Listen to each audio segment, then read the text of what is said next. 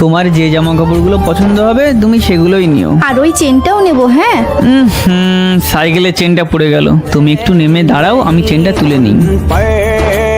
দাঁড়াও দাঁড়াও দাঁড়াও। সিমরা, রেশমা, কেমন আছিস তুই? ভালো আছি আমি। তোর সাথে 2 বছর পর দেখা হলো। আর এটা কে? আমার হাজবেন্ড। এই ভিখারি তোর হাজবেন্ড? আরে ইয়ার, কিভাবে থাকিস এর সাথে? কার আর বাইক ছাড়া আমি এক পাও চলতে পারি না, আর তুই এই ভাঙা সাইকেলে? Oh shit. শোনো, আমার পাসটা তো বাড়ি ফেলে রেখে এসেছি। তোকে কতবার বলেছি বাড়ি থেকে বেরোনোর সময় সবকিছু গুছিয়ে নিয়ে বেরোবি। তোকে এখন বাড়ি দেবো আর বাড়ি থেকে নিয়ে আসবো? চুপ চুপ চুপ, আমার বান্ধবী। তোর বান্ধবীতে আমি কি করবো? তোকে মাথায় তুলে নিয়ে নাচবো?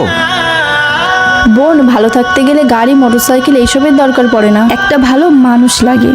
বিশ্বাস কর, যদি স্বামী ভালো এবং কেয়ারিং হয় না, তাহলে যাত্রাপথ সাইকেল নিয়েও অনেক সুন্দর হয়। কখনো নিজের স্বামীর তুলনা টাকার সাথে করো না। যদি স্বামী নেককার হয়, ভাববে তুমি পৃথিবীতেই জান্নাত পেয়ে গিয়েছো।